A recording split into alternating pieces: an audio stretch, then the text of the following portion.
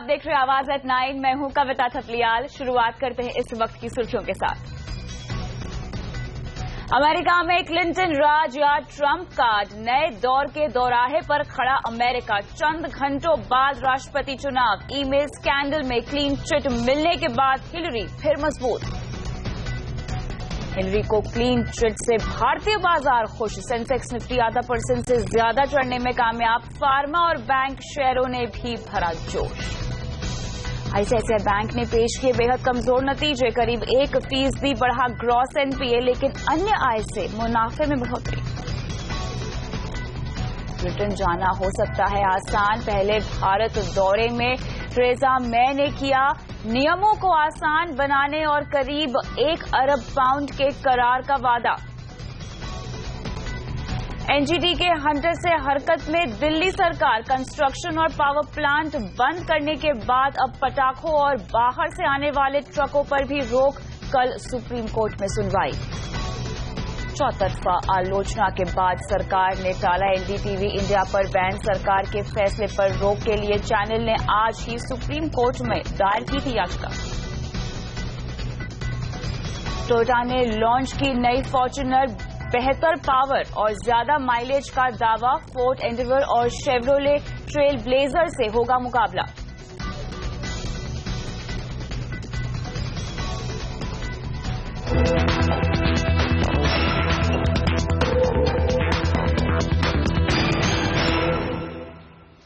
दुनिया का सबसे ताकतवर शख्स कौन? इसका फैसला अब से महज चंद घंटों में हो जाएगा।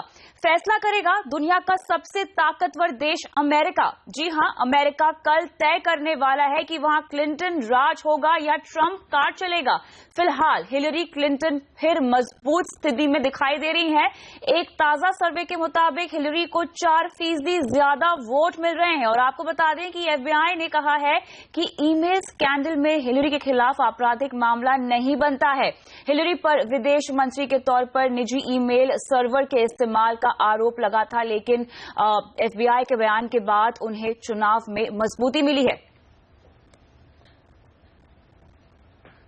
तो हिलरी क्लिंटन अमेरिका का नया इतिहास लिखने वाली हैं। वो पहली अमेरिकी महिला प्रेसिडेंट बन सकती हैं। लेकिन हिलरी का सफर आसान यहां पर नहीं रहा। देखिए हिलरी की कहानी।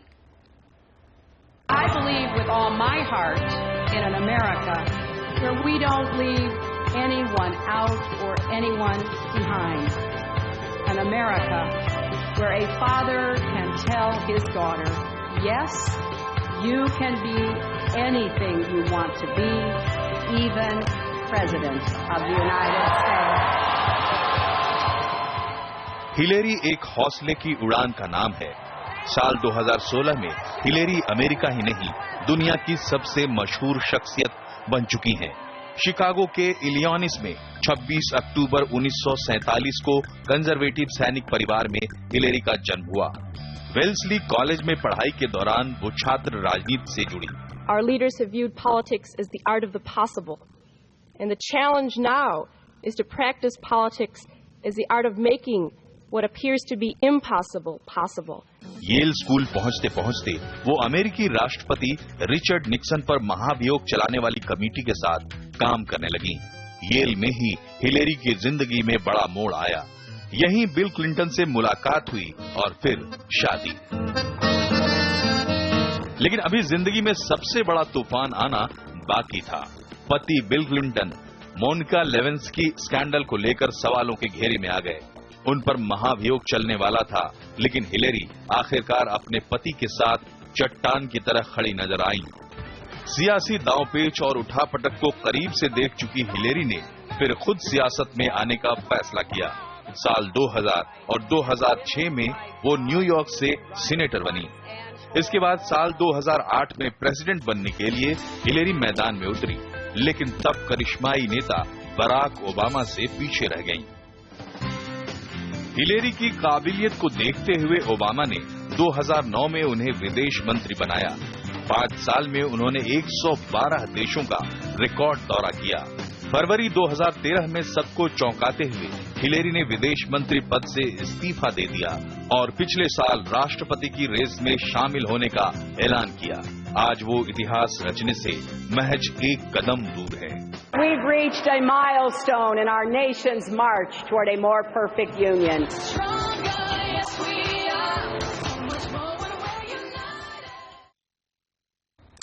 तो अमेरिका का अगला राष्ट्रपति कौन होगा, इस सवाल का जवाब जल्द ही मिलने वाला है, लेकिन इस चुनाव में आपके पास कमाई का भी मौका है। इस पर बातचीत की CNBC आवाज के मार्केट्स एडिटर अनिल सिंघवी और प्रबंध संपादक आलोक जोशी ने।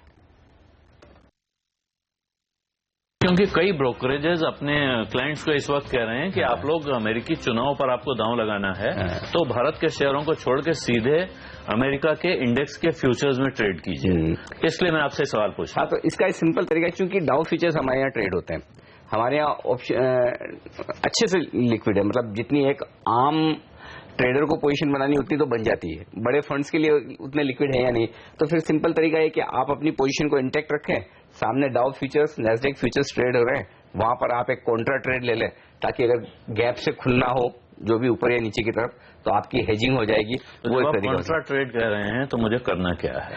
मतलब ये कि अगर आपकी तेजी की पोजीशन है तो डाउ फ्यूचर्स आपने अगर इंडियन मार्केट में तेजी की पोजीशन ली हुई है तो आप डाउ फ्यूचर्स सेल कर दीजिए। हाँ, और अगर आपकी इंडिया में मंदी की पोजीशन है तो डाउ फ्यूचर को खरीद लें, तो आप हेजिंग हो जाएगी। और दूसरी बात है कि जब रिजल्ट आएंगे, मेरे ख्याल से रिजल्ट आने के बाद अमेरिका के बाजार बाद में खुलेंगे, तो हमारे यहाँ डाउ फ्यूचर्स ट्रेड होना शुरू हो जाएंगे पहले होगा। हाँ, तो आपको मौका पहले मिल जाएगा। हम अमेरिका के बाजारों पर अमेरिका से पहले ट्रेड करने की अपॉर्चुनिटी इस चुनाव में हमारे पास है। बिल्कुल है, बिल्कुल है। और सबसे बढ़िया बात यही है कि चूंकि ये फ्यूचर्स हमारे यहाँ ट्रेड होना शुरू हो चुके हैं, पहले लोगों को लगता था हमें क्या करना है, हमें क्या जरूरत है, हमारे पास तो निफ्टी है, बैंक निफ्टी है, ट्रेड करने के लिए बहुत कुछ मसाला है।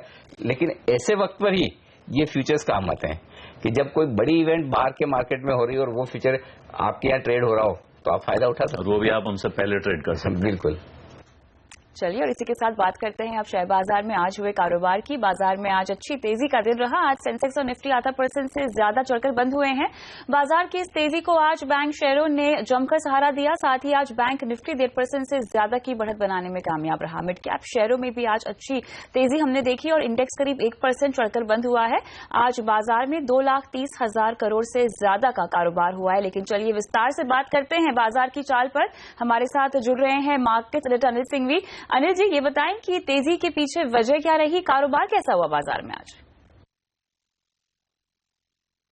हफ्ते के अंत में जब ये खबरें आई कि FBI ने हिलेरी क्लिंटन की ईमेल्स की लीकेज वाले मामले में उन्हें क्लीन चिट दिए, तो दुनिया भर के बाजारों में फ्यूचर्स तेजी के साथ कारोबार करते हुए, और जब आज सुबह एशियाई बाजार खुले तो दमदार मजबूती के साथ खुले, और SGX निफ्टी भी जो वीकेंड पर कमजोरी के संकेत दे रहा था, हरे निशान में लौटता हुआ दिखा, तो वहां से तेजी के संकेत आए। और उसके बाद जब भारतीय बाजार खुले तो 8,500 के पार खुले और लगभग आखिरी आधा पौन घंटा छोड़ दे पूरे दिन 8,500 के ऊपर टिके रहे, तो काफी कुछ शॉर्ट कवरिंग होती नजर आई। इसके अलावा घरेलू फंड्स दमदार खरीदारी लगातार कर रहे हैं। शुक्रवार को भी खरीदारी उन्होंने की और उसके चलते मिड कैप शेयरों में जो तेजी बनी, स्मॉल कैप शेयरों में जो तेजी बनी, उससे मूड काफी सुधरा।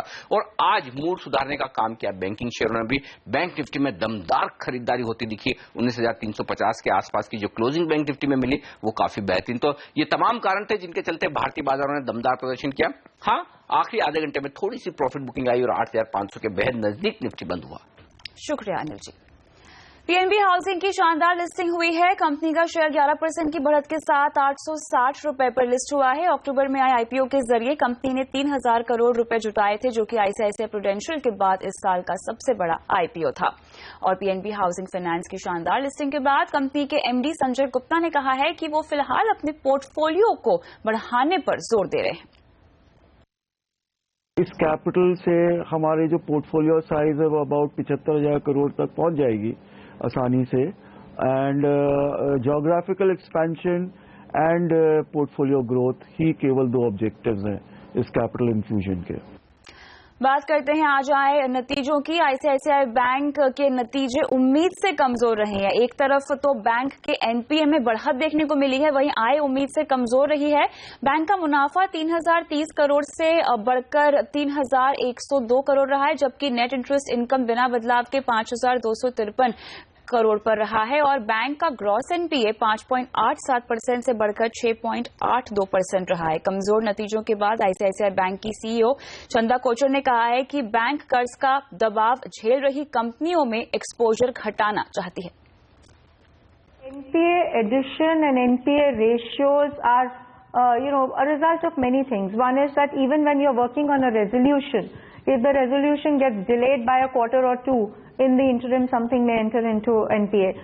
The other thing is that, the ratios move as per the growth in the balance sheet and so on. So I think really our focus should be, are we able to resolve assets and are we able to recover out of those assets which are, turning into stress? And I come back to this point that we should focus on resolution, and we are all focusing on resolution. आगे बढ़ते हैं। किशोर बयानी के future group ने दक्षिण भारत की company heritage foods को खरीद लिया है। ये डील 295 करोड़ रुपए में हुई है और हेरिटेज फूड्स रिटेल के अलावा डेयरी, एग्री, बेकरी और रिन्यूएबल एनर्जी बिजनेस में भी है। और कंपनी के दक्षिण भारत में 100 ग्रोसरी स्टोर्स हैं और कंपनी का मार्केट कैप फिलहाल 1900 करोड़ रुपए का है। आंध्र प्रदेश के मुख्यमंत्री चंद्रबाबू नायडू इस कंपनी के को फाउंडर है। और फ्यूचर ग्रुप की इस डील के बाद ग्रुप के फाउंडर और सीईओ से एक्सक्लूसिव बात की हमारी संवाददाता स्वाति वशिष्ठ ने। हेरिटेज के साथ फ्यूचर ग्रुप और हेरिटेज दोनों मिलकर किस तरह का एम है by the end of the financial year, कहां तक पहुंचने की कुछ नंबर्स फिक्स्ड है, कहां तक कुछ एम्स हैं? आई थिंक हेरिटेज फ्रेश की 124 दुकानें हैं अभी, और मैं समझता हूं बाय मार्च 145 से 150 दुकानें उन लोगों की साइंड है जो हो जाएंगी। और फ्यूचर ग्रुप का प्लान है कि कैसे हम लोग 3 से 4 हजार दुकानें, 3000 हमारी खुद की चलाने के लिए और 1000 फ्रेंचाइजी स्टोर्स कैसे हम लोग ऑल ओवर इंडिया खोलें। तो नॉर्थ में हमारे इजी डे का मर्जर से कुछ दुकानें हम लोग के हाथ में आई, नीलगिरी साउथ में थी, अभी सबका बाजार की हमने कुछ लीजेज हमारे अंडर में लिए, उसके पहले 1000 ली थी। तो छोटी दुकानें हम लोग की योजना है कि कैसे जल्द से जल्द ज्यादा से ज्यादा दुकानें खोलें। और यहाँ रुकते हैं ब्रेक के लिए। ब्रेक के बाद दिल्ली के लोगों का क्यों घुट रहा है दम, बताएंगे पूरी खबर ब्रेक के बाद।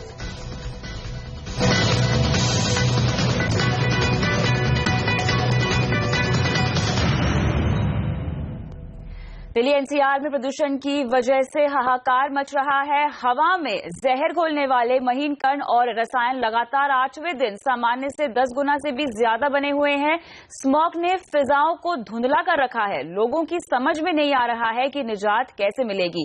जरा देखिए प्रदूषण के खौफ की तस्वीरें। दिल्ली के सारे स्कूल बंद, बदरपुर का पावर प्लांट बंद, सभी तरह के निर्माण और तोड़फोड़ के काम बंद, यहां तक कि मेट्रो का काम भी बंद।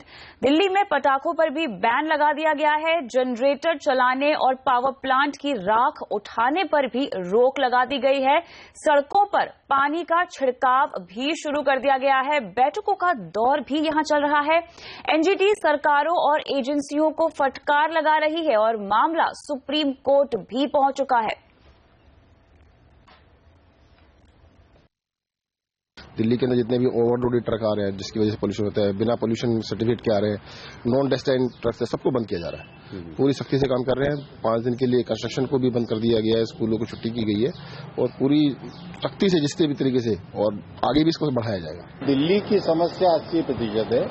20% में अन्य राज्यों से जो पराली जलने के कारण आता है वह हिस्सा है जो कि 70-80% के आसपास जल गई है। लेकिन दिल्ली के अंदर हमको 365 दिन प्रतिदिन इस पे काम करना पड़ेगा, क्योंकि ये एक 2 करोड़ की आबादी वाला शहर है और इसके अंदर हम सीजनल नहीं हो सकते।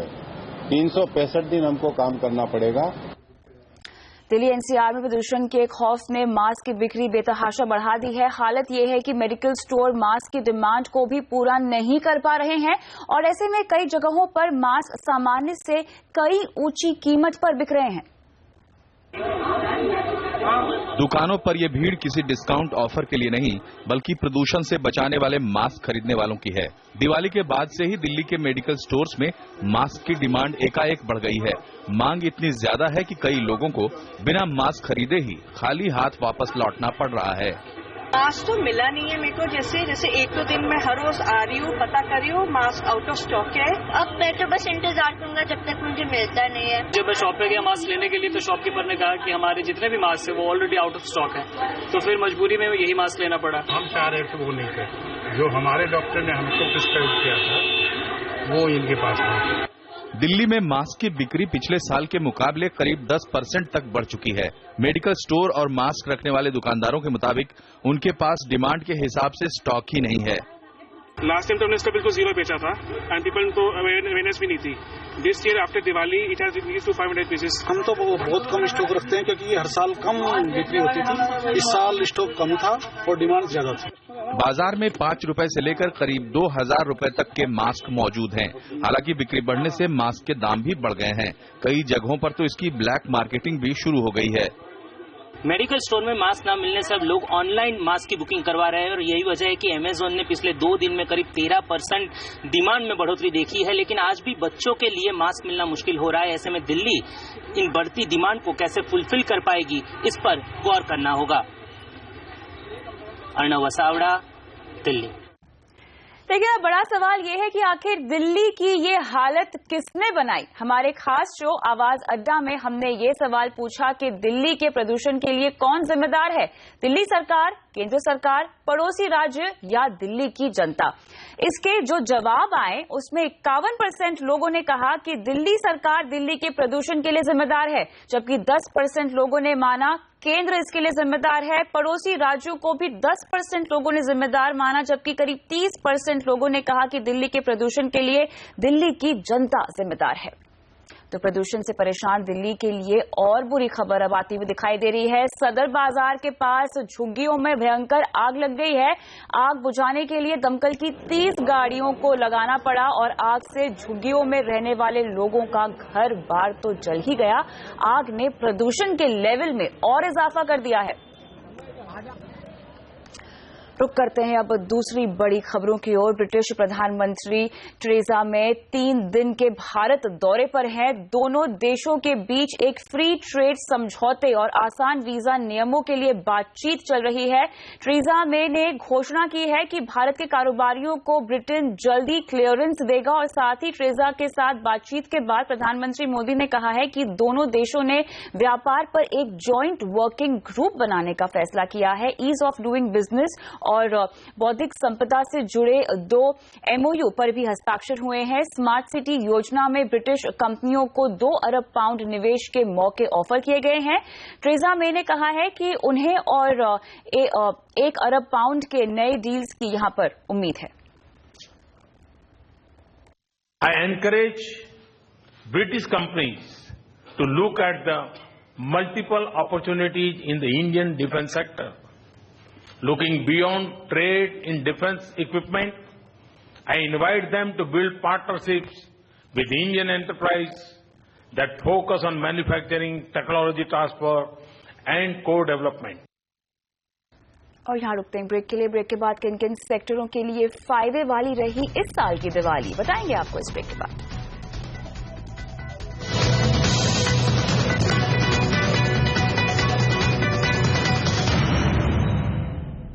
इस साल की दिवाली कंज्यूमर से जुड़े सभी सेक्टर्स के लिए फायदेमंद रही है। कंज्यूमर ड्यूरेबल से लेकर लाइफस्टाइल कंपनियों ने पिछले साल के मुकाबले इस साल बेहतर बिजनेस किया है।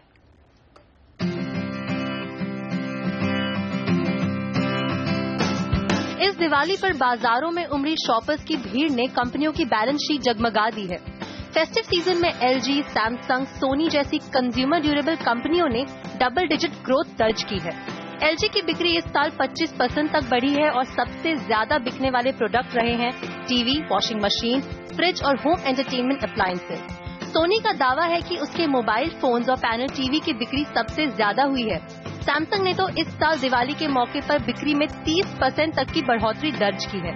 इंटरनल एस्टिमेट्स के हिसाब से ये जो मार्केट है तकरीबन 20 से 25% के हिसाब से ग्रो करी होगी, but we have outpaced this market growth and we expect that the kind of growth that will be reflected post the results that will be published by the outside agency will be for Samsung will be upwards of 30%. Automobile sector ने भी पिछले साल के मुकाबले बेहतर perform किया है। Maruti Suzuki ने इस साल पिछले साल के मुकाबले करीब 2% की बढ़ोतरी देखी। वहीं Hyundai ने भी पिछले साल के मुकाबले 4% से ज्यादा की बिक्री देखी। टोयोटा ने इस फेस्टिव सीजन में पिछले साल के मुकाबले 10% ज्यादा गाड़ियां बेची।